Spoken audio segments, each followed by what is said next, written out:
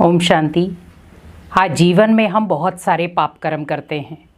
कई बार हम सोचते हैं कि हमने इतने सारे पाप कर्म किए हैं, लेकिन इसका प्रायश्चित कब करेंगे। प्रायश्चित करने के लिए हमारे सामने ओनली एक ही चीज़ बचती है कि हम पुण्य कर्म करें। लेकिन हम पुण्य कर्म भी कब करें।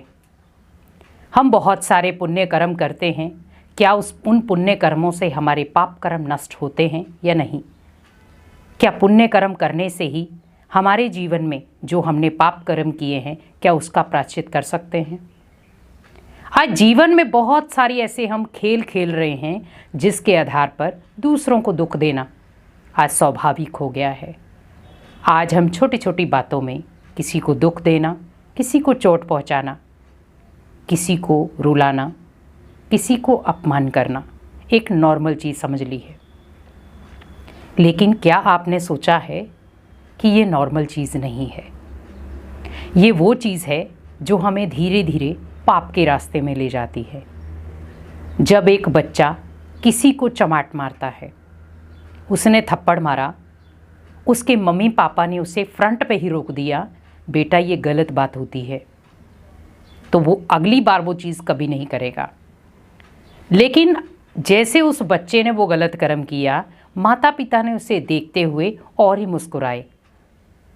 क्या बच्चा उस कर्म को सही तरीके से समझ पाएगा कि ये गलत है या सही है। आज हमारे जीवन में भी ऐसे ही कुछ तथ्य सामने आ रहे हैं। बहुत सारे लोग हैं जो पाप कर्म करते हैं, फिर बाद में सोचते हैं कि इसका प्रायश्चित कैसे करें। प्रायश्चित करने के लिए हम बहुत सारे नियम अपनाते हैं। कई बार हम नंगे पैर किसी जगह जाएंगे, वहाँ पर अपना प्रायश्चित करेंगे। कई बार हम दान पुण्य करते हैं, कई बार हम स्नान करने जाते हैं कि हम अपने पाप कर्मों का प्रायश्चित कर सकते हैं। लेकिन क्या इन चीज़ों से हमारा प्रायश्चित हो सकता है। तो यहाँ पर हम यही कहेंगे, इन चीज़ों से आपका कभी भी प्रायश्चित नहीं होता।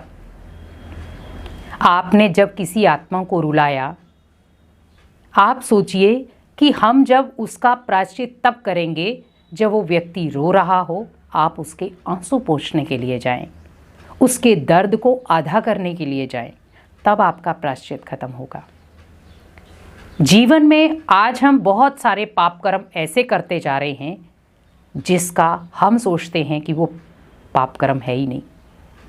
हमारे अर्थों में वो पाप कर्म नहीं है, लेकिन वास्तव में होता वो पाप कर्म ही है। लेकिन हमेशा याद रखें कि व्यक्ति भले कितने भी पाप कर्म कर ले, लेकिन उन पापों की जब जीवन में सज़ा मिलती है, उस समय वो याद करता है कि मैंने क्यों किया। आज पाप करने के बाद हम सोचते हैं मैंने क्यों किया, दिल नहीं था लेकिन कर दिया। कई बार हम उसको मजबूरी का नाम दे देते हैं, कई बार उसे हम लाचारी का नाम ले देते हैं कि सामने वाले ने मेरे साथ ऐसा किया था तो ही मैंने किया। लेकिन आप सोचिए कि सामने वाले ने तो अपना पाप का अकाउंट बना ही लिया, मैंने उसको देखकर बना लिया। सामने वाला तो ऑलरेडी पापी था, मैं उसको देखकर पापी बन गया। तो समझदार थे या बेसमझ थे। हमें अगर समझदार बनना है तो उसके लिए पहले मेरे जीवन में परख होनी चाहिए कि जीवन में पाप कर्म श्रेष्ठ हैं या पुण्य कर्म श्रेष्ठ हैं। तो आप क्या कहेंगे, पुण्य कर्म श्रेष्ठ हैं। पाप कर्म हमारे जीवन को भ्रष्ट बनाते हैं। पाप कर्म हमारे जीवन में जब भी हम करते हैं, भगवान से दूरी बनाते हैं। पाप कर्मों से हम जीवन में कभी खुश नहीं रह पाते, लेकिन जब हम अपने जीवन में पुण्य कर्म करते हैं तो हमारे जीवन में खुशियाँ आना शुरू हो जाती, हमारे घर में खुशियों की दस्तक होना शुरू हो जाती है। लेकिन जहाँ पर जिस घर में आपने देखा होगा हमेशा पाप कर्म होते हैं, वहाँ पर कभी भी खुशियाँ नहीं रहती। अगर उन्होंने धन से खुशियाँ कमाई भी हैं, सदा काल नहीं चलती। आज बहुत सारी ऐसी चीज़ें हैं जहाँ पर हम अपने घर का नक्शा ही खुद बिगाड़ देते हैं।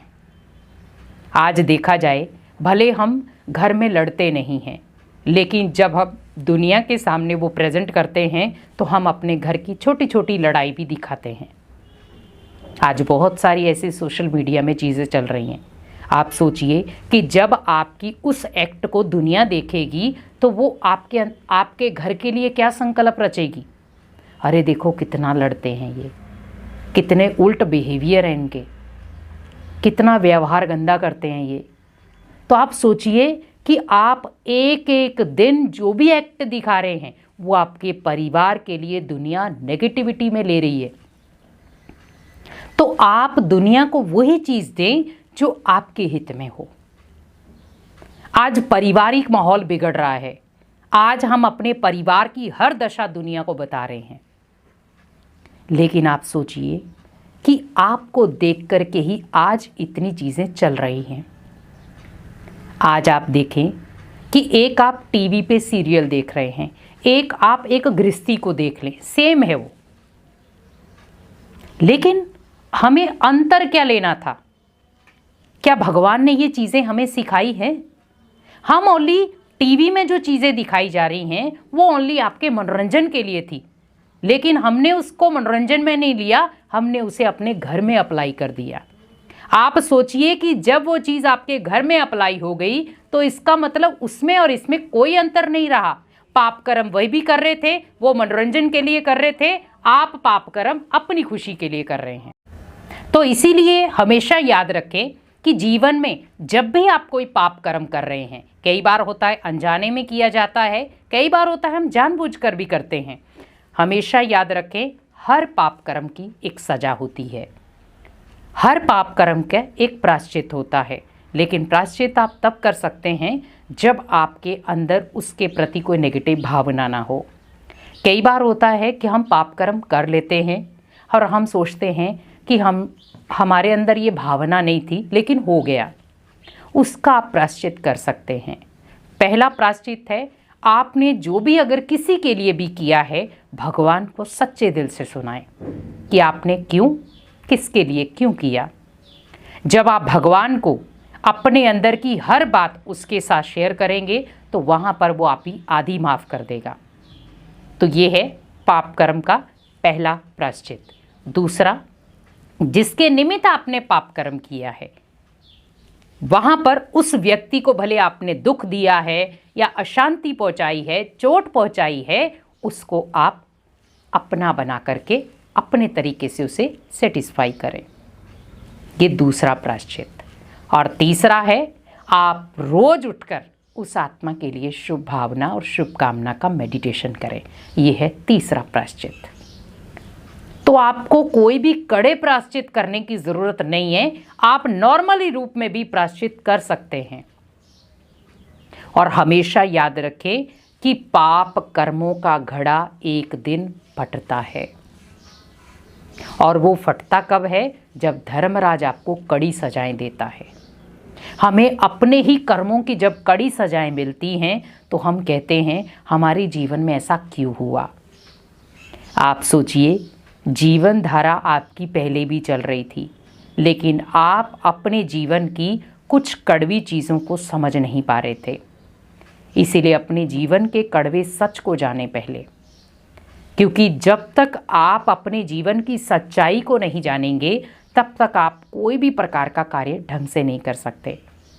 इसीलिए हमेशा याद रखें कि पाप कर्म से जितना आप दूरी बनाकर रखेंगे उतना भगवान के दिल पर चढ़ेंगे, और जितना आप पाप कर्मों से दूर रहेंगे उतना आपके जीवन में ओनली पुण्य का खाता बनेगा और आपके जीवन को खुशियों से भर देगा, आपके परिवार को खुशियों से भर देगा। तो हम यही तो चाहते हैं। आज जीवन में हम धन कमा रहे हैं, आज जीवन में हम संबंध कमा रहे हैं, आज जीवन में हम इतने प्रयास करते हैं किसके लिए? कि हमारे घर में खुशियाँ आ जाएं। तो सोचिए खुशियाँ कैसे आएंगी? जब हम पाप कर्मों को ख़त्म करेंगे, अपने जीवन को पुण्य के रास्ते में लेके आएंगे, तो हमारे जीवन में खुशियाँ खुद ब खुद आना शुरू हो जाएंगी।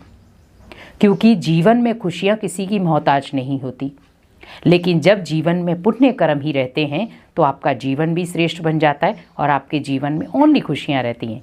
इसीलिए पाप कर्मों से हमेशा बचें और उसका प्रायश्चित करने के लिए इन 3 नियमों को ज़रूर अपनाएं।